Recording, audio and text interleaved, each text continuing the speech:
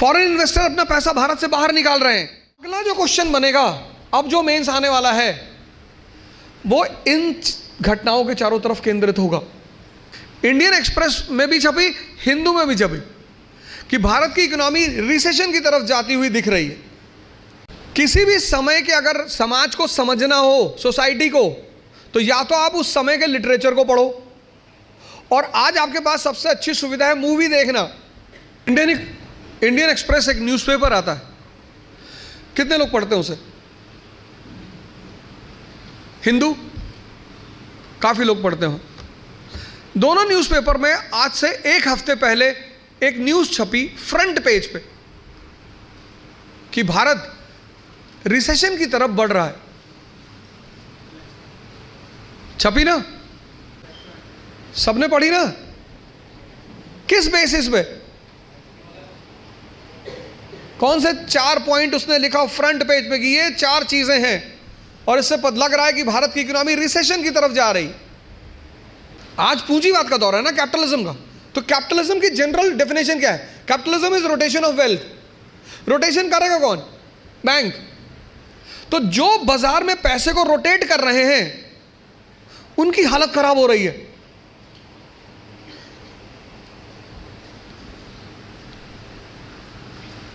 Foreign investor अपना पैसा भारत से बाहर निकाल रहे हैं।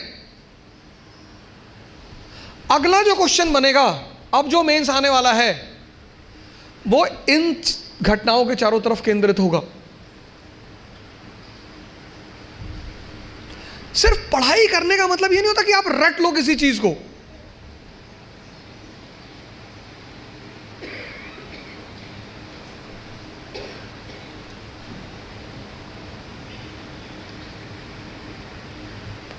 किसी भी नेशन को मजबूत करने के लिए सबसे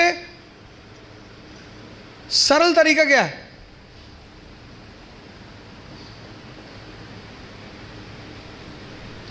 सबसे क्वेश्चन है ये।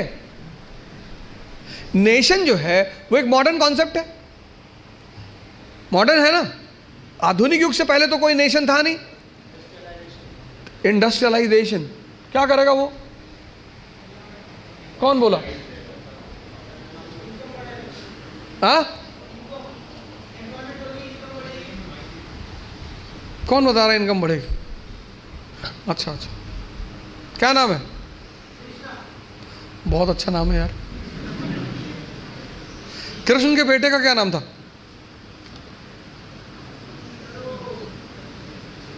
वो तो कोई नाम नहीं था।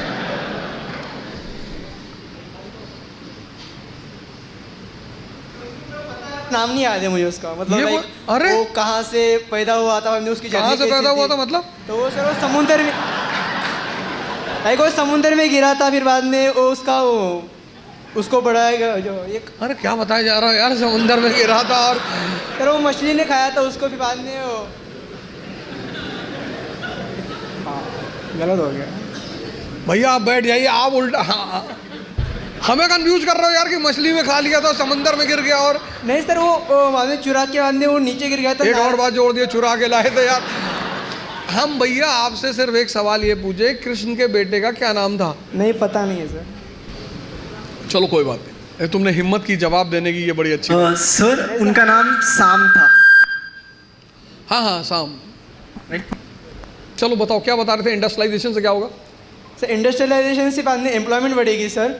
एम्प्लॉयमेंट बढ़ने से इनकम बढ़ेगी। अगर पर कैपिटा इनकम हर एक की बढ़ेगी तो सर और फिर वो सेविंग होगी, इन्वेस्टमेंट होगी, उसको चेंज आ सकता है सर नेशन में। राष्ट्र मजबूत होगा। मजबूत होगा सर, अगर हर एक का अगर इनकम बढ़ेगा तो इंडस्ट्रियलाइजेशन से एम्प्लॉयमेंट तो हो ही जाएगी। तो तुम्हारे हिसाब से तो इराक में पर कैपिटा इनकम बहुत हाई थी और नेशन ही खत्म हो गया। लीबिया में पर कैपिटा इनकम बहुत प्यारी थी गद्दाफी के समय में। गद्दाफी के समय में लीबिया की पर कैपिटा इनकम बहुत अच्छी थी, नेशन खत्म हो गया। अच्छा ठीक, और कौन बता रहा है? तो भाई इनको आगे माइक दो। सर इंडस्ट्रियलाइजेशन के साथ एजुकेशन भी चाहिए, लोगों को प्रोवाइड करना चाहिए।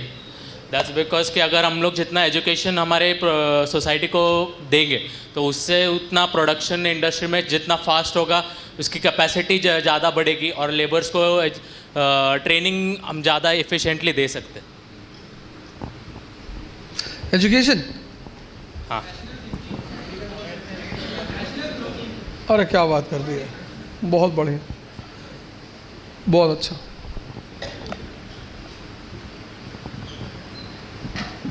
किस ईयर में शुरू हुआ इंडस्ट्रियल रेवोल्यूशन? इंडस्ट्रियल औद्योगिक क्रांति, इंडस्ट्रियल रेवोल्यूशन किस ईयर में शुरू हुआ? 1750, 1750। इंडस्ट्रियल रेवोल्यूशन का बेटा किस देश को कहा जाता है? यूनाइटेड स्टेट्स ऑफ अमेरिका को। 1750 industrial revolution, 1787 birth of United states of America. America में जातिवाद है, संप्रदायवाद, कम्युनलिज्म, रेशियलिज्म था, डिप कर गया एकदम नीचे। अब तुम राष्ट्र नेशन देखो, यूएस, फ्रांस, जर्मनी, और फिर दूसरी तरफ नेशन देखो, इराक, सीरिया, अफगानिस्तान। तो ये जो यूएस, जर्मनी, फ्रांस नेशन है, ये सारे इंडस्ट्रियलाइज्ड हैं, है ना? तो इंडस्ट्रियलाइजेशन ने ऐसा क्या किया कि नेशन मजबूत हुआ? अब इंडस्ट्रियल रेवोल्यूशन ने इकोनॉमी चेंज कर दी। इकोनॉमी जैसे ही चेंज हुई, सोसाइटी चेंज हो गई। 1991 से पहले जो मूवियां बनती थी उनका नाम होता था रोटी। 1970s की मूवी है रोटी, क्योंकि 1970 में रोटी खाना भारत के लिए बहुत बड़ा चुनौती था।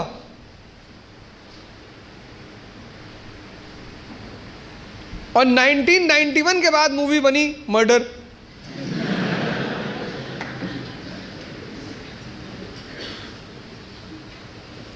किसी भी समय के अगर समाज को समझना हो, सोसाइटी को, तो या तो आप उस समय के लिटरेचर को पढ़ो, और आज आपके पास सबसे अच्छी सुविधा है मूवी देखना।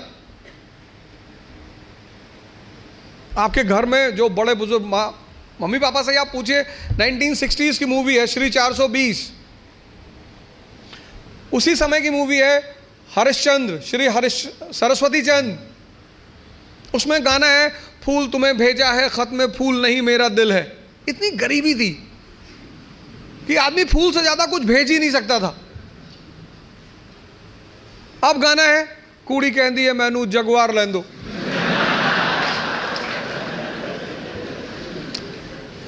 तुम यार बात, तुम हंस देते हो, तुम वो जो बात है ना उसको साइडलाइन कर देते हो।